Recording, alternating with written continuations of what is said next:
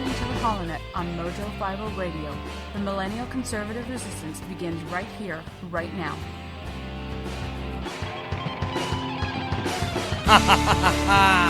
Oh, yes! Yes, indeed, it does. The new Millennial Conservative Resistance does indeed begin right here, right now with you. You were listening to, and damn, I hope you're watching the Holonet on the mighty, the powerful Mojo 50 Radio. My name is Matthew Holloway. I am your host. Today, it is Saturday. It is the 22nd of August in the year of our Lord 2020, in the fourth year of the Trumpian age. You're coming, I'm coming to you, rather, live from Arizona here in the time of the Rona. How the hell are you? Oh, man, it was a fun week. It was a fun week. I turned 34 years old. Yay! Thank you so much, everybody who hopped onto Facebook, wished me happy. It really does mean a lot to hear from you guys and gals out there in Mojo Land. And I got a really cool new tablet, which I'm not going to swing my camera around to show you because it'll like break everything. But it's really quite nice because my iPad, which I was using for all my soundboard stuff, was like shot. It was like 7 years old. So my family is awesome, and they got me a nice, lovely new modern tablet with all these cool sounds, you know? Like if I crack a bad joke, I can throw this one. Yeah. Or if it's a really, really bad joke, and yeah. All that fun stuff now. Now I am technologically on par with Brad Staggs. Oh.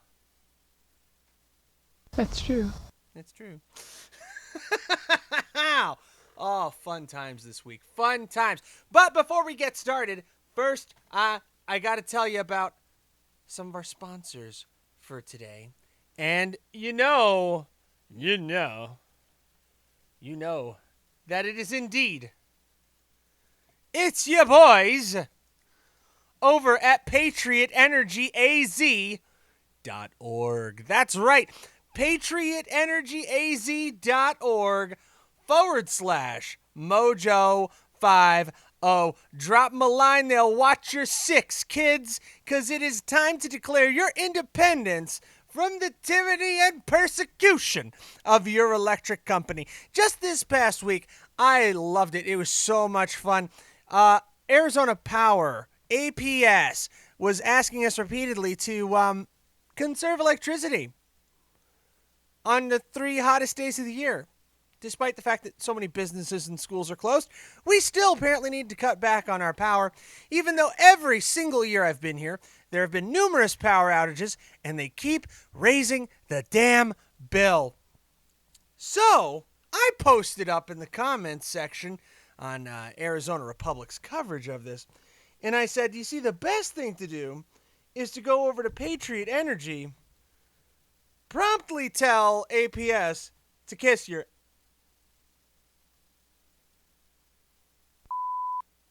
Okay, that was just anticlimactic. Kiss your ass! Okay, I told him kiss your ass. And then laugh your way to the bank. Just do it. Just laugh your way to the bank. Patriot Energy, they deal honesty, integrity, clarity, all in the solar industry, which is sorely lacking in it. You can talk to Jarrett Soria, president over there, or Austin Salgado, head of sales. Any one of them will be able to assist you. You can save anywhere from 30 to 40% on your electric costs by doing it the right way. It's an ownership program. It's not some fakakta lease, okay? It's solar done right. Program requires $0 down, just like everybody else should. Take advantage of the technology now. Get involved with solar. Do it with Patriot Energy. AZ.org/Mojo. 100% veteran-owned and operated company. Check them out. All right. Now that I'm done shilling, because we're shilling while we're chilling, I wanted to talk to you. I wanted to have heart-to-heart, just a quick little touch of the bass.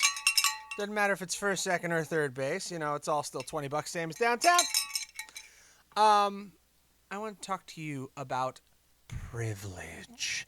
It's time to talk about privilege. That's right. And no, we're not going to talk about white privilege today. Oh, that's kind of more Watson's gig. No, we're not going to talk about the privileged elite, the economically privileged. No. Instead, we're going to talk about the concept of liberal privilege. Now, Donald Trump Jr., that's DJTJ, Donald Trump Jr., is making the talk show circuit right now, and I don't think I've got enough clout. I don't think I've got enough power behind me, just yet, that is, to be able to rate a guest like Donald Trump Jr. I don't know, maybe I can touch base with Dr. Kelly Ward or somebody else in the party who's in the know. But he's coming out with a book called Liberal Privilege. And that got the idea bouncing around in my head. Got the old noggin jog. The book's not coming out till 25th. I'm going to pick it up. By the way, I did get Ben Shapiro's book. What is it? How to Kill America in 3 Easy Steps. Yeah, in 3 Easy Steps by Ben Shapiro. I'm going to be reading that and reviewing it and make that a point. But back to Donald Trump Jr.'s book, Liberal Privilege. It really got the noggin jogging, and how so? When I saw this article this morning. Now, this comes to us from The Blaze, the other company. Democratic candidate 19 wins primary after admitting to past revenge porn and blackmailing girl for nude photos. He describes himself as a feminist. Isn't that special? This is Aaron Coleman. He's a 19-year-old Democratic candidate who confessed that he carried out abusive behavior toward multiple girls in middle school. Now, I know a lot of you are going, come on, Matt, middle school? For this guy, middle school was like 6 years ago. It's recent. All right. He won his primary race for the Kansas State House of Representatives. Oh, Kansas! You may need to account for this crap. All right. So Aaron Coleman, won his primary despite confessing that he engaged in, quote, bullying, revenge porn, and blackmail. Holy Coleman defeated 13-year incumbent Stan Fraunfelter 823 to 809, so it was a squeaker. In the August 4 Democratic primary, the results were certified this week. There is no Republican challenger for this seat, which makes Coleman a near shoo-in for the November election. I am really going to honestly attempt to reach out to the GOP of the 37th District in Kansas. They have got to get behind a write-in candidate like now. Like right now. Are you kidding me?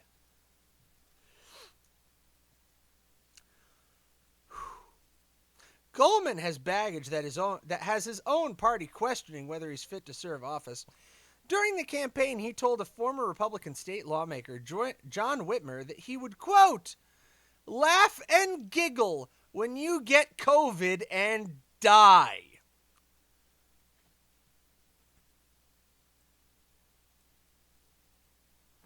Holy shit, dude. Yeah, you said it. When did this become okay? What the hell? So this is the crux, in my mind, of what liberal privilege is. And we'll see what Donald J. Trump Jr. thinks it is, but this is what I think it is. This is a clear-cut example of something that would annihilate a conservative candidate. If this came out in the press, it's over, baby. What you just said is one of the most insanely idiotic things I have ever heard. At no point in your rambling, incoherent response were you even close to anything that could be considered a rational thought. Everyone in this room is now dumber for having listened to it. I award you no points, and may God have mercy on your soul. Well, I played that a bit early, but his response to this story that broke in the Kansas City Star was, quote, "In exercising my First Amendment rights earlier this week, I crossed a boundary, and I offended people." He said in an August 1st apology, "After careful deliberation, I recognize I responded impulsively regarding a serious issue. For that I am sorry. Additionally, I apologize to the Democratic Party for my actions, which are in no way a reflection of my party's ideals."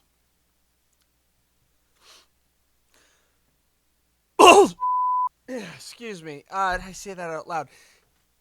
It remarkably, or unremarkably in some cases, is a great example of his party's ideals. So, I've taken in recent weeks to opening up the breadth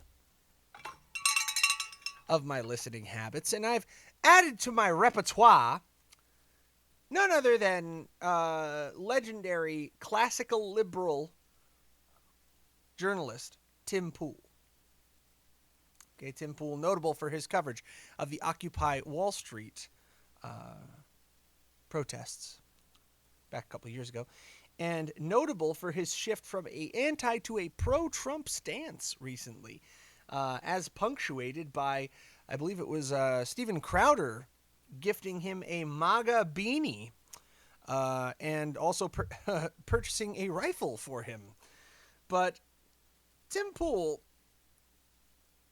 today, during his Timcast IRL, made a great point that he doesn't want to yield the ground that he has always held, which is that of a classic social liberal, to the progressive leftists that are seeking so desperately to shift the Overton window over to make their far-left extremist platform the official stance of quote-unquote liberals. And he doesn't want to yield that ground unfought. He refuses to start calling himself a conservative because he isn't one. He is a classical liberal and wishes to remain such. He's pro-choice. I deeply disagree with him on that. He is, I'm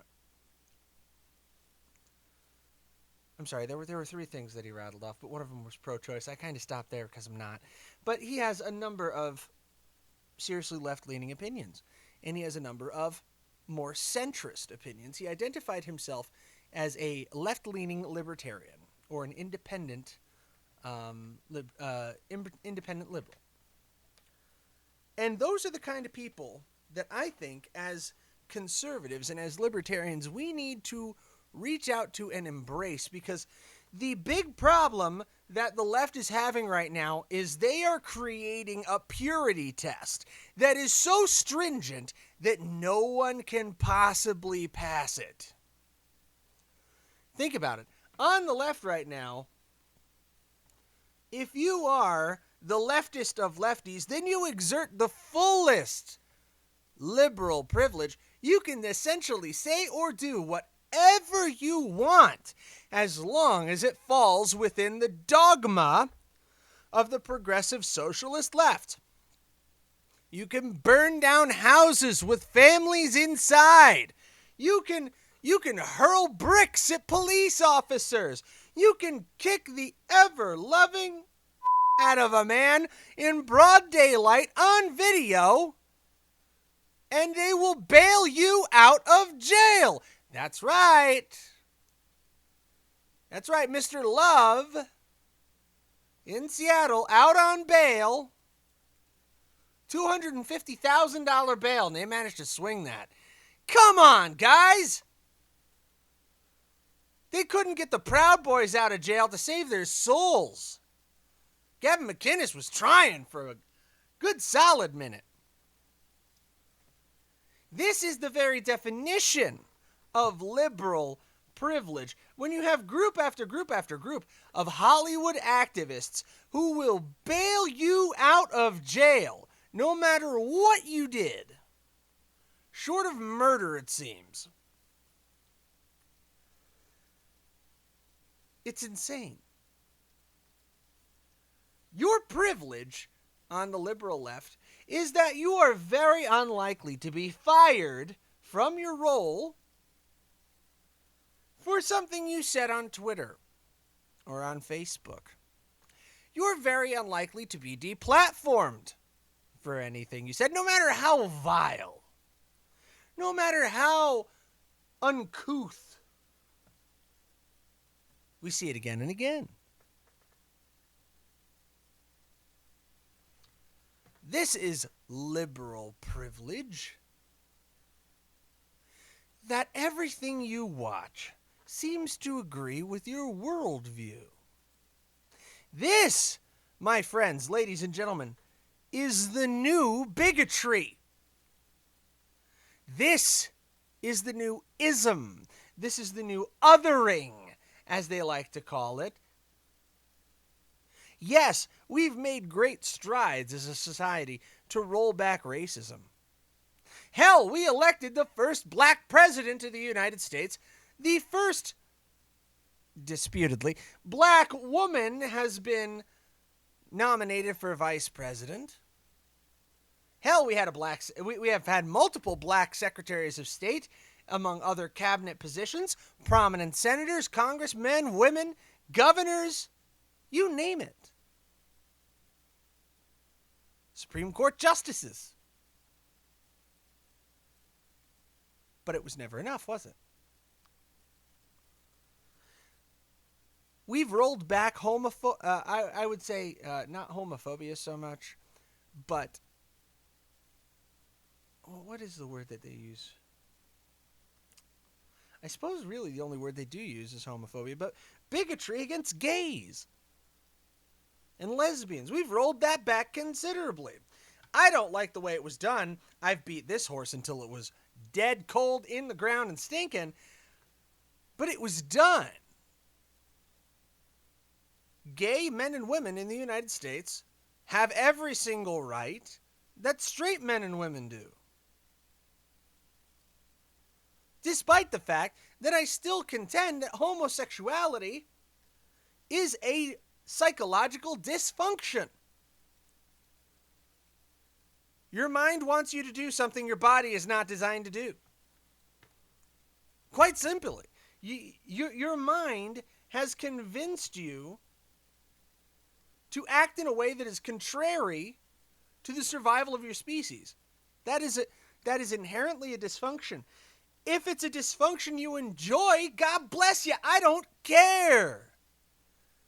Which should be the libertarian view of most on the right. Is it sin? Yes. But let he who is without sin cast the first stone. And before you talk about the speck in someone else's eye, remove the plank from yours.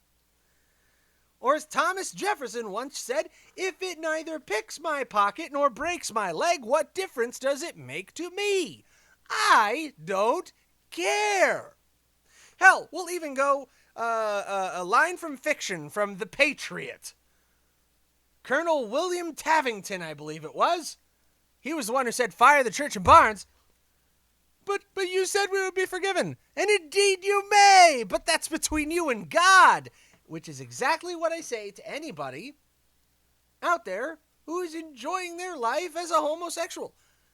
That's between you and God. I am not the judge. The Lord has given me discernment, but it is not mine to pass judgment in the Lord's name. That judgment belongs to him. So why should that judgment belong to the federal government or state governments? It shouldn't. Therefore, ipso facto. So we've come a huge way in gay rights. I'm sorry, I'm not going to piss, whine, and complain because somebody didn't get their quote-unquote wedding cake made. Sorry, it's not a wedding. But we've made huge leaps and bounds. But we have taken a cataclysmic step backwards, a leap backwards in ideological and political bigotry. Now, don't get me wrong. We've talked about this before here on the HoloNet. Politics in this country have always been ugly. Always. Hell, one of the greatest examples of one of the ugliest all-time historical campaigns was that of Andrew Jackson. Holy crap. You want to talk about some evil stuff. Hell, Thomas Jefferson versus Adams. That was brutal. I'll post some links in the description. You read some of the stuff they said about each other. They called each other hermaphrodites, accused each other of extramarital affairs and bestiality and all. Just brutal. The vocabulary is much better. I mean, the descriptive language they use is, it's intense. You're going to have to bust out a thesaurus for some of it. But yeah, it's brutal stuff. It's harsh. Hell, back in the 1860s, if you got mad enough at somebody, you just beat the ever-loving out of them in the well of the house. Not so much with that anymore. Or you went out on the front steps and you shot them. Again, not so much with that these days. So don't tell me that American politics now is uglier than ever, because the American politics has always been this ugly. Here is what worries me, that it is spread from being a really nasty political scene to every facet of your life. Every single facet of your life now seems to be dominated by politics. It's everywhere. It's in everything. You can't escape it. Because every potential topic has been politicized. Don't want to wear a mask? It's political. Want to wear a mask? It's political. Get the vaccination? Don't get the vaccination. Political. Take money from the government? Don't. It's political. Literally everything is political. You want businesses to reopen? It's political. Fundamental conversations about life now are fully politicized. And if you're on the wrong side of it, baby, ooh, they're going to make you pay. Oh, yeah. They're going to make it hard to work, if not completely impossible. They're going to make it real hard to get a job if you're outspoken, because now every hiring manager checks your Facebook and your Twitter. All of them. And the internet never forgets. You ever wonder what the hiring rates are for conservative authors? Conservative content creators? It ain't good. Coming at this from a marketing perspective, it is a very, very risky proposition to piss off 50% of your base, of your customer base. It doesn't seem as dangerous anymore to piss off people on the right, because by most means, people on the right and libertarians will continue to enjoy the products and the services that they previously enjoyed, unless they get really angry. But the willingness of people on the left to completely shut off and shun a person or a brand or a company that they view as being on the wrong side of history, well, that's gotten pretty damn intense. That music means we gotta go. We gotta take a break. You're listening to HoloNet, young, mighty, and powerful. Mojo 50 Radio. Hooray.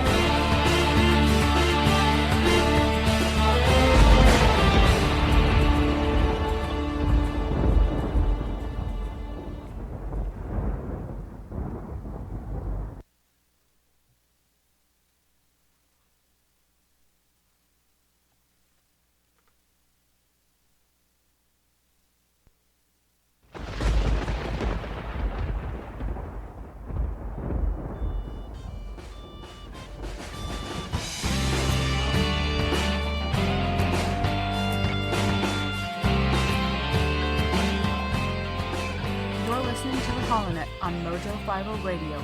The millennial conservative resistance begins right here, right now.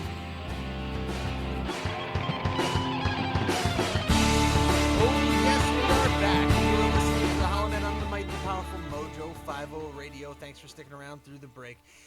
And, you know, I usually don't spend a whole show on a single topic, but I think this one is so impactful that it bears this in-depth analysis. So I'm glad if you stay with me, because the fact of the matter is, in the coming weeks, the term liberal privilege is going to be painted as just the pithy title of Donald J. Trump Jr.'s book. And it's going to be laser-focused that liberal privilege is represented in the fact that Hunter Biden and Joe Biden can seemingly profit off of Joe Biden's connections in Ukraine and China with no consequences, and that's part of it. But it is not the central thrust of what liberal privilege is. And that's what I want to explore with all of you, because liberal privilege, at the end of the day, truly is the force that is going to hold back this nation. It's the exclusion of all other fields of thought from what is considered acceptable public discourse. And we're going to go into that in just a second, but first, I want to talk to you about preparewithmojo50.com. Preparewithmojo50.com takes you over to our friends at My Patriot Supply. You can go to preparewithmojo50.com right now and get your 4-week emergency food supply. That is $197. It's $100 off. You can get free shipping and handling, normally $7.95, and it's 2,000 calories a day, 284 servings, breakfast, lunches, dinners, and drinks. Do it now. It's the most responsible thing you could possibly do with your Trump bucks that are coming in. Or those that you have already received. So please do that now. Preparewithmojo50.com. Be a beacon for those in your life. Be able to support them and help them, and be a blessing to others.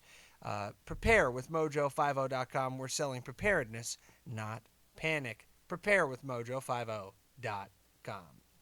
All right. So coming back in, this is a fantastic post from George Chambers. This is on Medium. George Chambers being the resident conservative at that publication. And he starts, this is from June 22nd, by the way. It must be nice to never get forced to answer for your failed policies, destructive riots, fake narratives, and slandering your opposition. Liberals ignore their own privilege while pointing out white privilege at every opportunity. They claim to be anti-racist while making generalized racist claims about an entire race. Only a person on the left could get away with that. That's only one example of what they pull off without anyone questioning them. They don't realize that they have the most powerful and dangerous kind of privilege: liberal privilege. Liberal privileged people on the far left get free passes on all types of hypocrisy. It excuses all the failed policies of the Democratic Party for their good intentions. Results don't matter because they still push the same or expanded social programs that have failed America for decades. Liberal privilege isn't racist or sexist because it encompasses both sexes and all races who buy into left-wing ideas and policies. A leftist would never acknowledge this privilege since they control the mainstream media, the arts, Hollywood, and most importantly, the education system, starting from kindergarten up to the highest levels in colleges and universities. The mainstream media give their unquestionable support to the Democratic Party. They are never told they're wrong by outlets like CNN or the New York Times. They dismiss other sources such as Fox News, the Washington Times, or the Washington Examiner as right-wing propaganda to discredit them. No Democrat has gotten held accountable for the damage their social programs have done since the New Deal and the Great Society's war on poverty. The inner cities are no better off than before, and perhaps worse in some areas. Trillions of dollars got wasted on fixing social programs that are best left to the traditional nuclear family. Democrats have no answer to the problems of Social Security, Medicare, and Medicaid face in the future. Social Security could be depleted by 2034 if no changes are made. Medicare's fund is projected to be depleted in 2026. Are Democrats going to be held accountable for exploding the debt with these programs? What about their lack of courage to fix the programs so they can last for everyone paying them? They get no blame and accuse Republicans of cutting grandma's Social Security or Medicare when a proposal gets made. They blame other people for trying to fix their mess when they won't lift a finger to address the issues. They get away with it, scapegoating the opposition, and the media go right along with it. There's about half of this article left. I'll drop a link in the description. George Chambers is dead on. Dead on. And he's not the only one. The Red and Black, M.K. Manilov, probably butchering that, wrote in 2018 that liberal privilege should not negate other privileges. I'm going to respectfully disagree, but I like the fact that at least someone is acknowledging the existence of liberal privilege, even saying that it shouldn't negate the concept of white privilege. But I do negate the concept of white privilege. I reject the premise. But it's still good to read something that steps outside of your comfort zone and gets out of your echo chamber. So give it a look. And The Rochester Voice. Letter to the editor, July 16th. Liberal, not white privilege, threatens to destroy this country.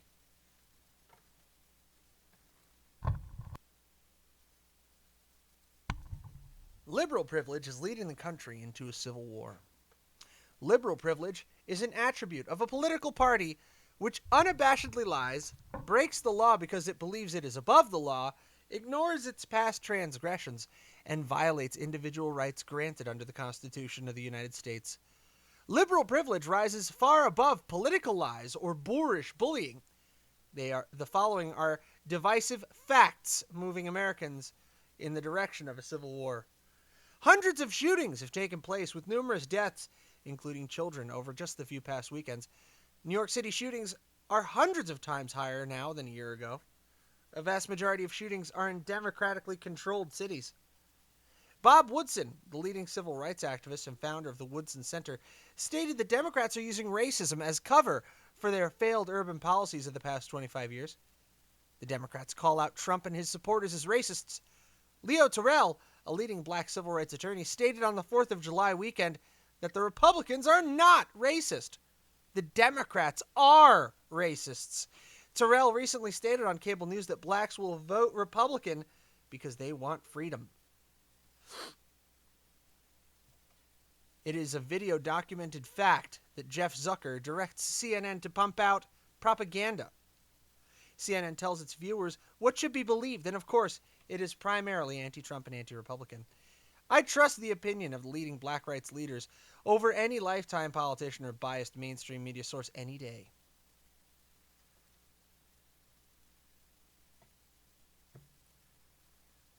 You know, this is Cheryl Russell from Dover. You know, I'm going to continue this a little bit, okay? I usually don't read out whole articles, but this is a solid letter. Listen to this. Obama administration officials Rice, Clapper, Brennan, et al. Told the truth under oath, then publicly lied to the American people, as evidenced in recently declassified and released transcripts. While it is illegal for a person to lie to Congress, it is not illegal for Adam Schiff or any other member of Congress to lie to the American people, which is exactly what those recently released documents reveal to be true. Let us pray that the Durham investigation brings all the criminals in the deep state to justice. Joe Biden has denied knowledge of the Oval Office Spygate meetings, but was present, as recently released documents reveal.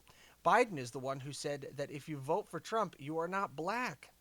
Biden authored the disastrous 1994 prison reform bill, which put more black men in prison for longer periods of time. He also eulogized Senator Byrd, the KKK member. At the start of the pandemic, President Trump held daily news briefings, bringing together every facet of the country to fight the pandemic. When his ratings rose, the mainstream media stopped carrying those briefings and informed Americans of what they should know, however false it might have been. Nancy Pelosi's position on tearing down monuments and statues is people will do what people do. She equated national monuments to a pair of her grandmother's earrings. This while a couple in St. Louis whose lives and their dogs were threatened by armed trespassing Black Lives Matter thugs, only blocks from the murder of a retired police officer, had their only means of protection taken away by the government.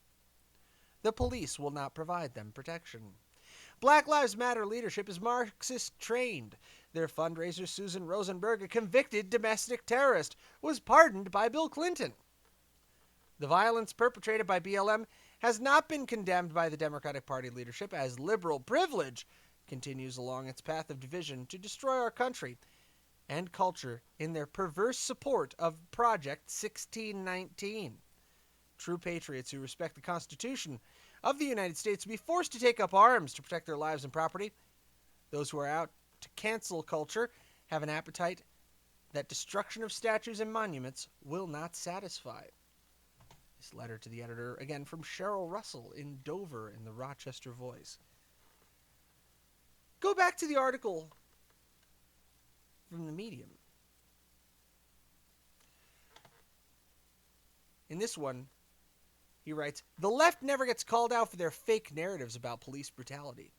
They get away with accusations that police hunt down black people and are racist.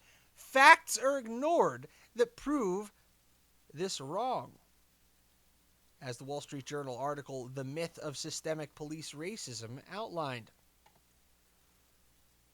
Link is also available, but it's behind a paywall.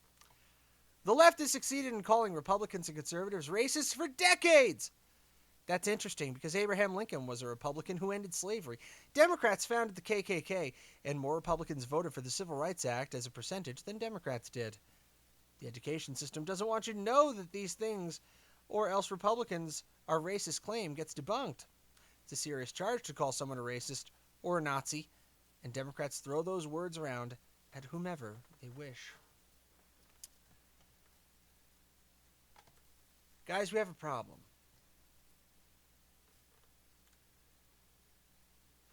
The Marshall News Messenger. This actually just came out, May 19. Said this week we'll look, Ann Coulter published this in the Marshall News Messenger. This week we'll look at 2 tweets that encapsulate everything that's wrong with white privilege consuming our nation. The Twitter account, @NowThisNews, posted a video of shutdown protests yelling at police in California, Colorado, and Michigan with the heading, "What would happen if protesters of color acted this way to police?" Audra McDonald, @AudraEqualityMC, responded, "We'd all have been shot dead. Next question." Unless Miss McDonald is a time traveler from 1965, I can't imagine what she's talking about, Coulter wrote. Was she at the Sharpeville massacre? McDonald is an actress, therefore I assume an idiot, but her profoundly ignorant tweet was enthusiastically endorsed by MSNBC talking heads at last count, had more than 16,000 likes and thousands of retweets. Are they talking about Ferguson, Missouri, where cops stood by during the 2014 riots and politely watched as their city burned? In response to the shooting of Michael Brown, a shooting which both grand juries and Eric Holder's Justice Department found was justified, mostly black protesters raged on and off for months, torching dozens of buildings, shooting at responding firemen, looting stores, and throwing rocks at police, and yet, miraculously, no protesters were shot dead. No protesters were even arrested unless they committed felonies in open view of the police. To the contrary, 2 policemen were shot by black protester. It was the same thing at Black Lives Matter protests across the nation, in Baltimore, Oakland, Dallas, Baton Rouge, and so on. Cops stood mutely as water was dumped on them. Their patrol cars were set on fire, rocks were hurled at them, and protesters screamed obscenities in their faces. Their marching orders, do nothing unless you see a crime being committed in front of you, and not always even then. We've had Al Sharpton protests in New York City for decades. No protesters shot dead. In fact, I can't think of a single protest in the 21st century by black people or white people that police have responded to with violence. When was the last time? You'd have to go back to the Democratic National Convention protests of 1968, and those protesters were white. If we're including the National Guard, there was Kent State in 1970, also white protesters. The most recent black protest that was met with police violence was Selma, 1965. Can we restrict wild generalizations about the police to things that have happened in our lifetimes, at least? If you could produce examples of black people being billy clubbed merely for protesting, we'd all love to see them. We're looking for something more recent than 1965. What would happen if protesters of color acted this way to police? Audra McDonald? We'd all have been shot dead. Next question. Why not? They'd bring back slavery. Next question. It's just as insane. Facts don't matter because white privilege is just a fashion statement. What opinions do I need to be fashionable? I'm so busy. I go to a lot of dinner parties. Could you fix me up with some opinions? Absolutely. You want to go talk about white privilege, racist cops, and systemic racism. Using these phrases will get you wild applause. Liberals are so mesmerized by racism fantasies that they don't look at their own evidence. The video posted by @NowThisNews shows white protesters expressing their opinions volubly to the police. If the protesters were black, these would be called peaceful protests. In one clip, a white guy shows up at a Denver rally with a holstered gun. Then you see the cops handcuffing him. The end. Explain to me how that's an example of white privilege. I think it's more an illustration of white protester being subjected to the operation of the law. Liberals, it's a white male with a gun. Enough said. Judge, did you look at this tape, counselor? Meet me in chambers. I'm trying to help you. This is defense evidence. The mass delusion about white privilege and systemic racism has real-world consequences. I will let you pick up the rest of that if you want to, link in the description. But the real-world consequences of liberal privilege are this. Men and women who have the politically incorrect opinions are frequently terminated from their employment, deplatformed from social networking, and essentially blackballed from future employment, because there are two reasons generally why you're not present on social media. One is that you choose not to be, which is far less common. The other is that you've had the ability stripped from you. And that begs the question of why. Many employers will seek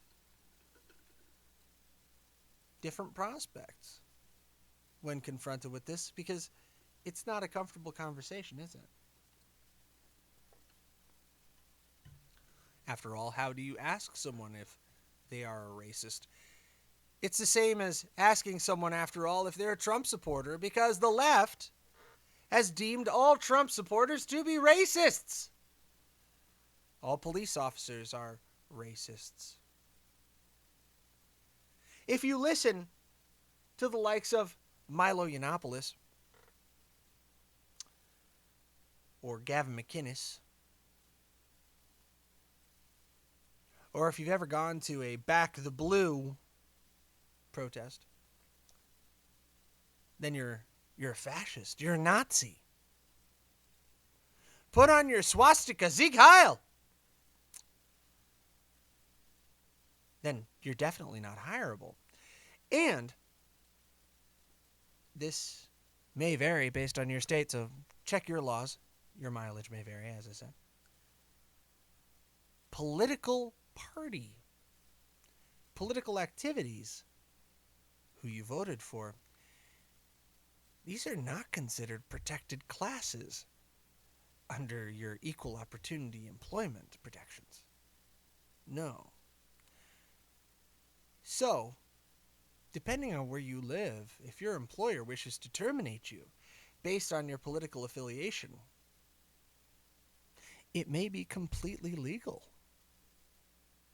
Especially if, like me, you live in a right-to-work state. Now, typically, I like right-to-work states because company owners and managers are incentivized to, well,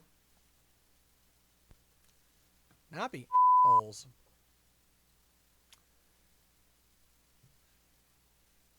That's just not always the case. Liberal privilege. Liberal privilege is to be met with widespread approval for everything you have to say. And now liberal privilege is being reserved for only those with the most strident most hardcore leftist beliefs. And those on the left who may not be quite so orthodox must feign such in polite company. So they have to pretend in polite company to endorse these things, to endorse the likes of Alexandria Ocasio-Cortez,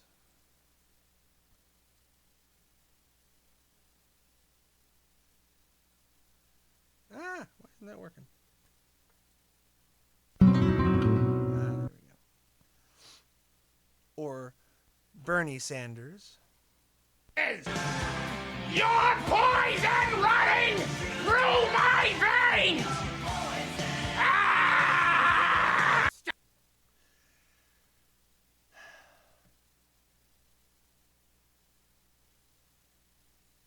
It is an interesting world that we now live in. The days of political bigotry are upon us. And the papers want to know whose shirts you wear. It's from Space Odyssey. Oddity, sorry.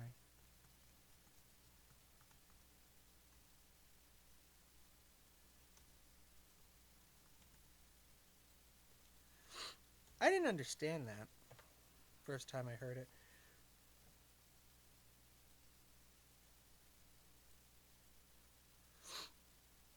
So I went to Word's reference.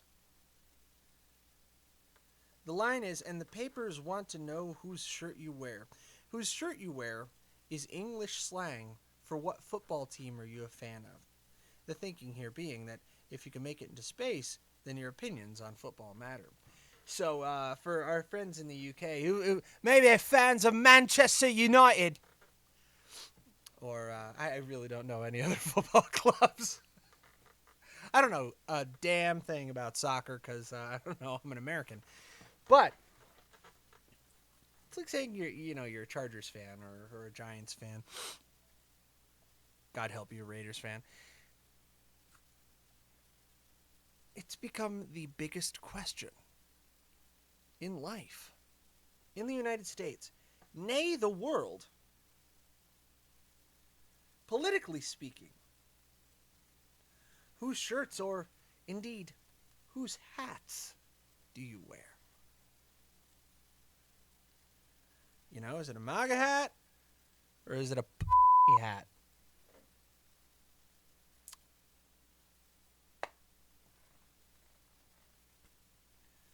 And the privilege is, if it's the latter, is that your motivations will be largely unquestioned. Your access unimpeded. So it's time to start calling out liberal privilege. Because it's just as valid, if not more so. And it is a truly institutionalized bigotry. Because you can name the institutions right off the top of your head, can't you? The media. Hollywood. Certainly any governmental office. Most major corporations. Banking establishments. Credit card processors. Hell, just ask Gab. See how that worked out for them. But there are good companies that still exist, who still deal in fairness,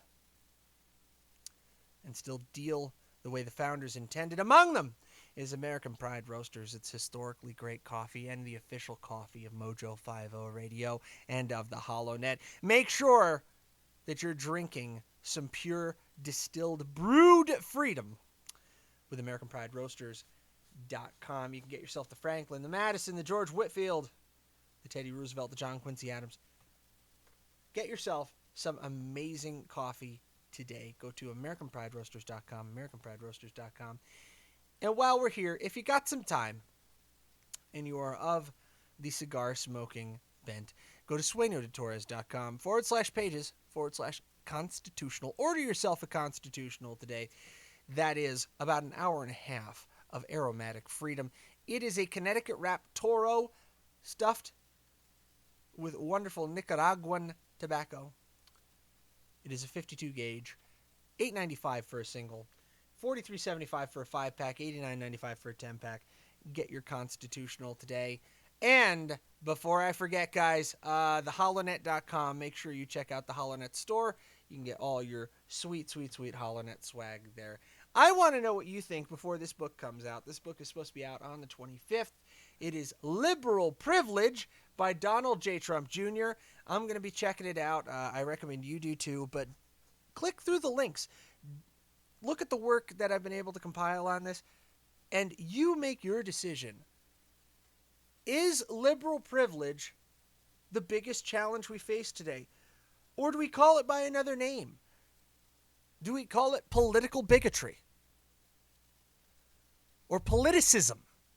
Instead of racism or sexism. Politicism. Persecution for political belief. This nation, our founders fled Europe away from religious persecution. Do we now face on our own shores political persecution? There's nowhere to run to. Nowhere to hide, baby. Nowhere to run to. Nowhere to hide. If this nation shall fall, there will be nowhere left to retreat to. So we must make our stand here. We must hold the line against the night and continue to stand up and be counted and carry that good fight. Speak truth to power. Here on Mojo 50, the last bastion of free speech on the airwaves, on the internet. And like I said, here at the HoloNet, we hold that line against the night every single week here at 4 p.m. Pacific, 7 p.m. Eastern every Saturday, replays on Sunday. And I am so grateful that you could come spend some time this week. We have a long road ahead between now and November, and they're pulling out all the stops. First it was the Russia hoax, then it was the impeachment hoax, then it was Ukraine, now it's the post office hoax. It's a new game every week. And it's going to keep happening. So we just have to keep rolling with the punches. Trust each other. And trust with faith in divine providence. Folks, that music means we gotta go.